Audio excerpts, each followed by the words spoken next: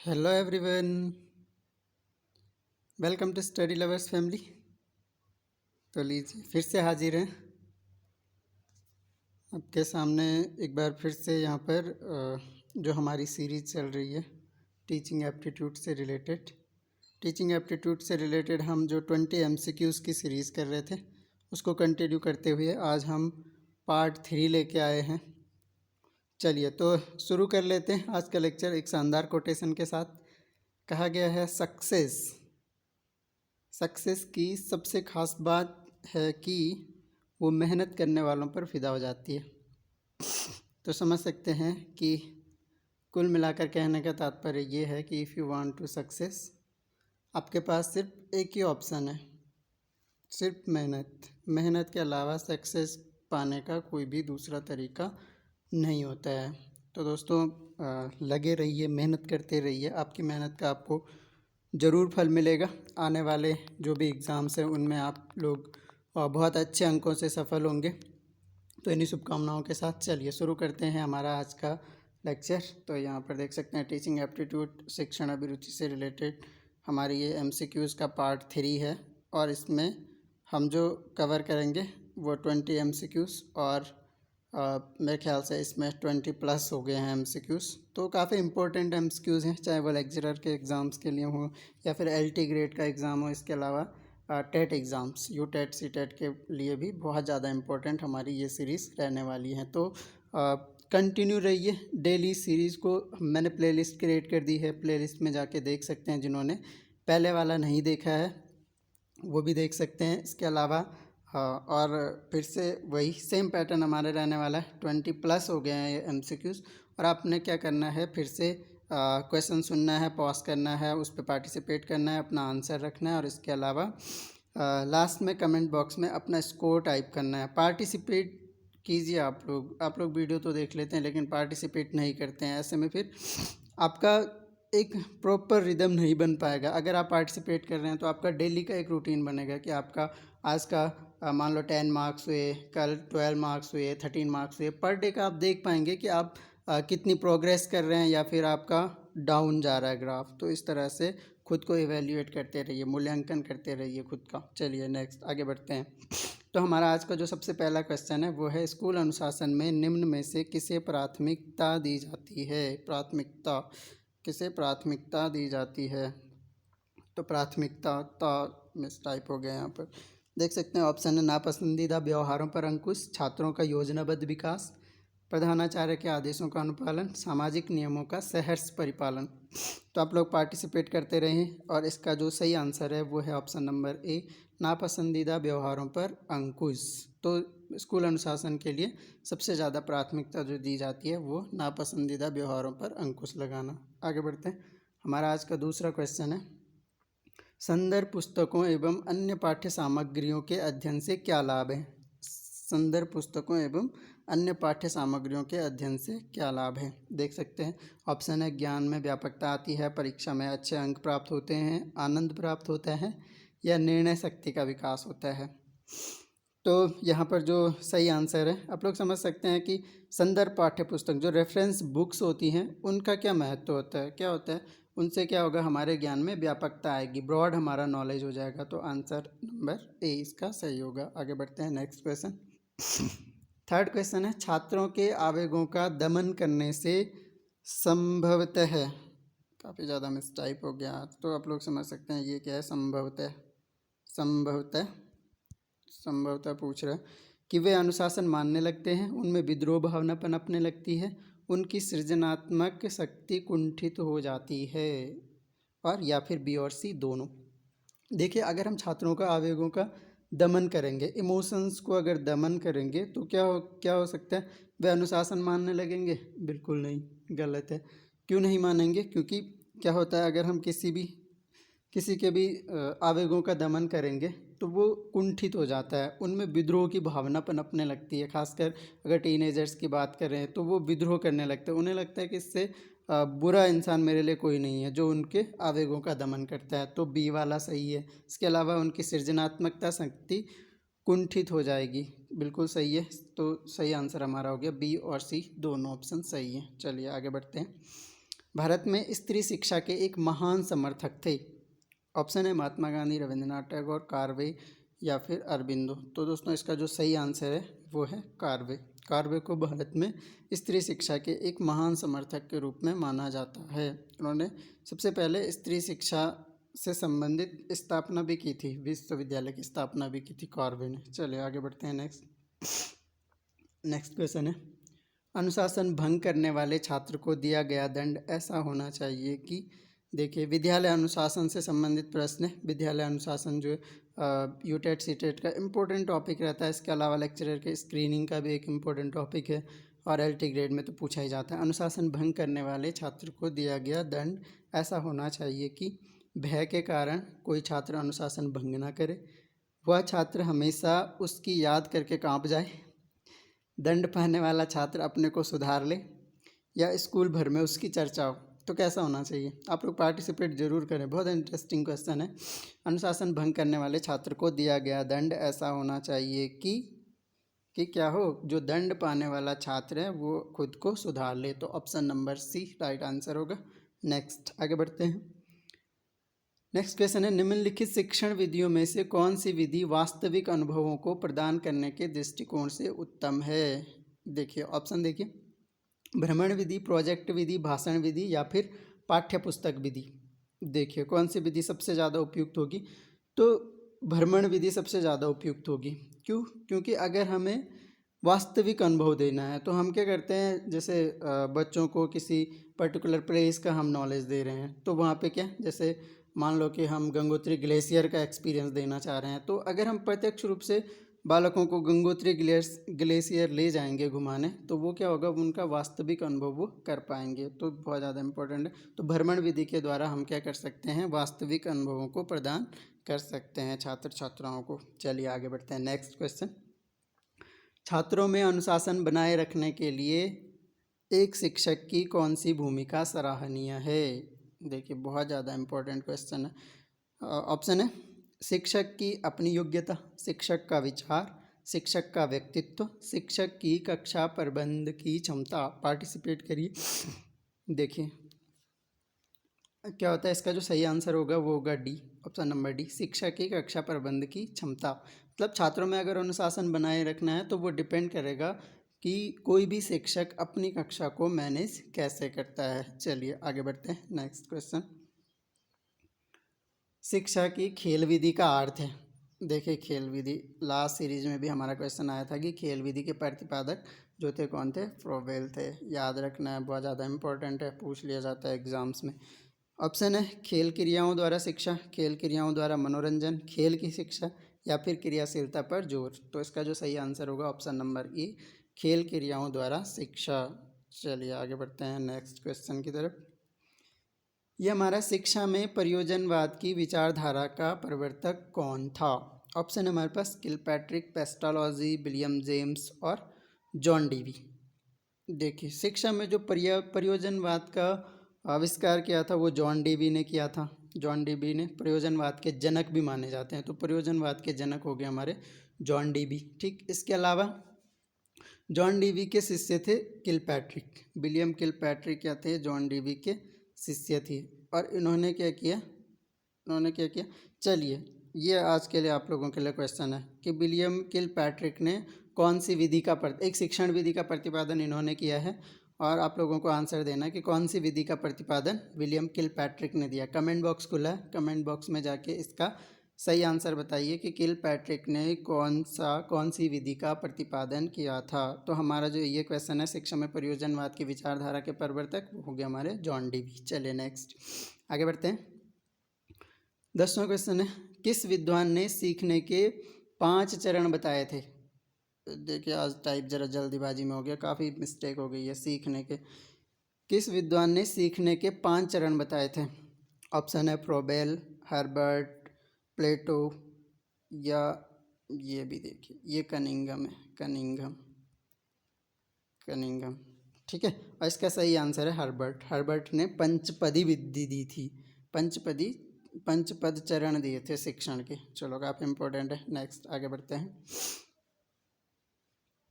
Question है, भाषा सीखने का प्रभावी उपाय है।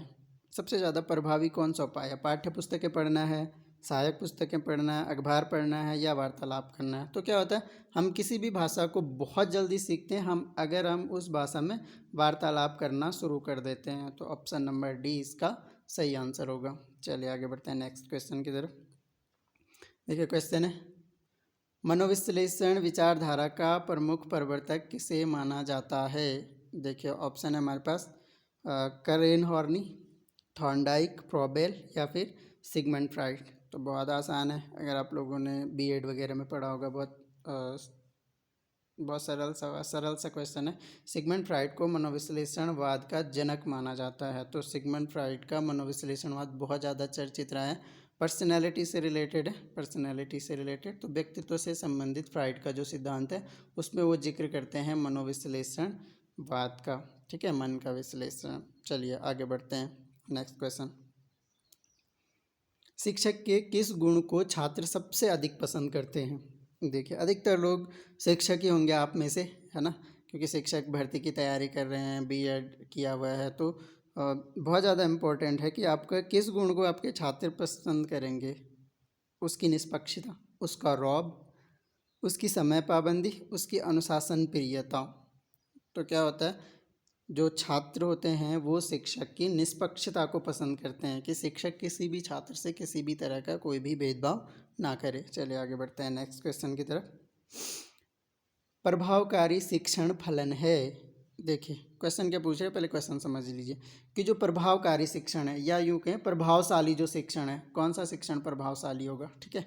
तो प्रभावशाली शिक्षण फलन है, किसका फलन है? स्पष्ट एवं यथातथ्य संप्रेषण का, ऑप्शन नंबर ई। उचित कक्षा अनुशासन का, सी है नियमित अध्ययन का, या कक्षा में अविलंब नियमित रूप से आना। देखिए बता, इस तरह के क्वेश्चन होते हैं, लगता है कि ये भी आंसर सही है, ये भी आंसर सही है। तो यहाँ पर थोड़ा सा सूझबूझ से आंसर देना होता है, ठीक है। आप लोग अटेम्प्ट करते रहिए और कमेंट बॉक्स में अपना स्कोर के साथ साथ इनके आंसर भी बताइए।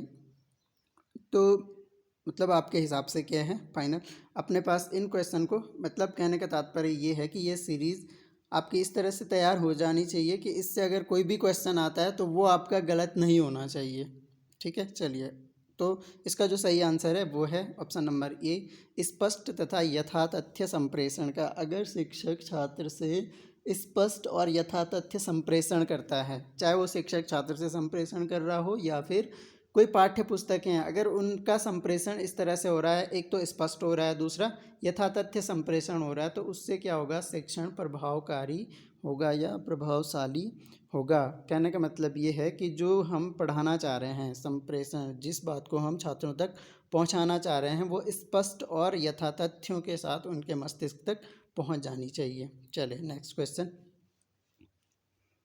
किस विद्वान ने यह कहा था कि शिशु का मस्तिष्क कोरी स्लेट होता है? बहुत इंपॉर्टेंट है और बहुत आसान है। रूसो, प्लेटो, एडलर या फिर बटलर? सही आंसर होगा प्लेटो। प्लेटो ने कहा था कि बालक का मस्तिष्क कोरी स्लेट के समान होता है। चलिए नेक्स्ट क्वेश्चन है, प्रजातांत्रिक शिक्षण आव्यूह नहीं है। थोड़ा सा ये ध्यान रखना कि क्वेश्चन पूछ क्या रहा है। शिक्षण आव्यूह नहीं है, प्रजातांत्रिक, इनमें से कौन सा प्रजातांत्रिक नहीं है? सिंपल सा है, प्रजातंत्र का अर्थ अगर मत पता है आपको तो आप इसका आंसर आसानी से लगा सकते हैं। प्रजातंत्र में क्या होता है, सभी लोगों की भागीदारी सुनिश्चित होती है।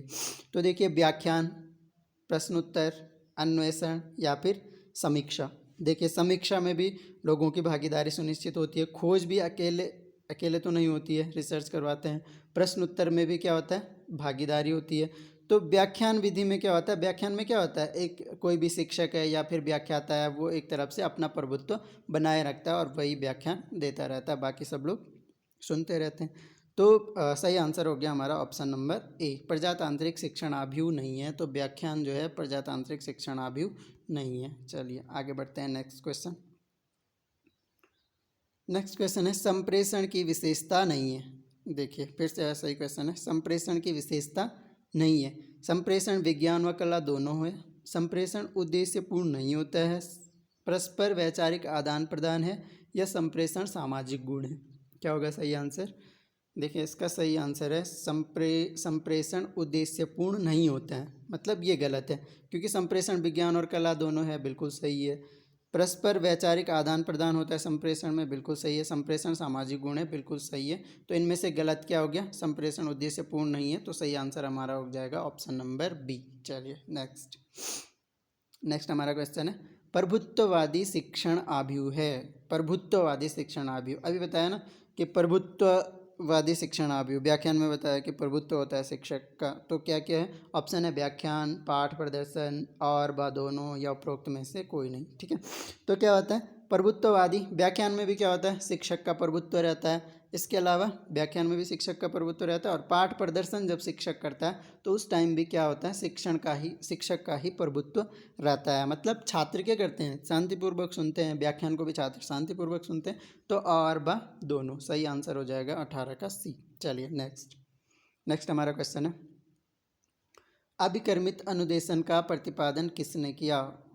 तो अभिकर्मित अनुदेशन का प्रतिपादन किसने किया, ऑप्शन है आपके सुकरात, आर्मस्ट्रांग, डेविस या फिर स्किनर। सही आंसर है स्किनर। और अभिकर्मित अनुदेशन क्या होता है, ये क्या होता है कि शिक्षण मशीनों के द्वारा शिक्षा दी जाती है। ठीक है, इसका एक निश्चित पैटर्न होता है। जब शुरुआती दौर में जब शिक्षा का विकास हो रहा था तो इतनी ज़्यादा उपलब्धता नहीं थी, तो मशीनों द्वारा शिक्षा की विधि प्रतिपादित की गई। स्किनर ने इसका फॉर्मेट पहले दिया था, लेकिन धीरे धीरे डेवलप किया हुआ जब मशीनों की शिक्षा। पहले जो स्किनर वाला था उसमें क्या था कि कोई एक पार्ट होता था, जैसे मान लो ये इस पेज पे एक पार्ट लिखा हुआ है, इसके बाद जो नेक्स्ट पेज होगा उसमें इससे रिलेटेड प्रश्न उत्तर होंगे। ठीक, छात्र को क्या करना होगा, पाठ पढ़ना होगा, फिर ये प्रश्न उत्तर हल करने होंगे। अगर छात्र इसको पूरा कंप्लीट कर लेता है, इससे रिलेटेड प्रश्नों के सही उत्तर दे देता है, तो वो आगे बढ़ेगा, नेक्स्ट पार्ट पढ़ेगा, खुद से पढ़ेगा, फिर आगे बढ़ेगा, इस तरह से। और अगर इसके सही उत्तर नहीं दे पाता है तो वापस जाएगा और इसको दोबारा से पढ़ेगा, रिवाइज करेगा, फिर वापस क्वेश्चन आंसर करेगा। जब तक वो सफल नहीं हो पाता सारे क्वेश्चन करने में, तब तक आगे नहीं बढ़ता है। इसको कहते हैं अभिकर्मित अनुदेशन, और इसके फाउंडर थे स्किनर। चलिए आगे बढ़ते हैं। नेक्स्ट क्वेश्चन, दृश्य श्रव्य साधनों के चयन के सिद्धांत है। कौन से चयन के सिद्धांत है, उद्देश्य प्राप्ति का सिद्धांत, विद्यार्थी केंद्रीयता का सिद्धांत, सरलता का सिद्धांत, या फिर उपरोक्त सभी। तो कोई डाउट ही नहीं है, उपरोक्त सभी। क्या होना चाहिए, दृश्य श्रव्य साधनों के चयन के लिए उद्देश्य की प्राप्ति भी हो जानी चाहिए, विद्यार्थी केंद्रीयता, विद्यार्थी को केंद्र में रखकर, और सरलता का सिद्धांत होना चाहिए। ऐसा नहीं कि हम शिक्षण दृश्य श्रव्य साधनों का प्रयोग कर रहे हैं और वो इतना प्रयोग करना ही इतना मुश्किल हो रहा है कि शिक्षक पूरी कक्षा उसको प्रयोग करना ही सीख रहा है, तो क्या शिक्षण होगा, है ना। तो सरलता का सिद्धांत भी होना चाहिए। उपयुक्त सभी क्या हो गया, सही आंसर हो गया क्वेश्चन नंबर 20 का। चलिए नेक्स्ट हमारा क्वेश्चन है क्वेश्चन नंबर 21, मोबाइल द्वारा संदेश प्रसारित करना किस प्रकार का संप्रेषण है।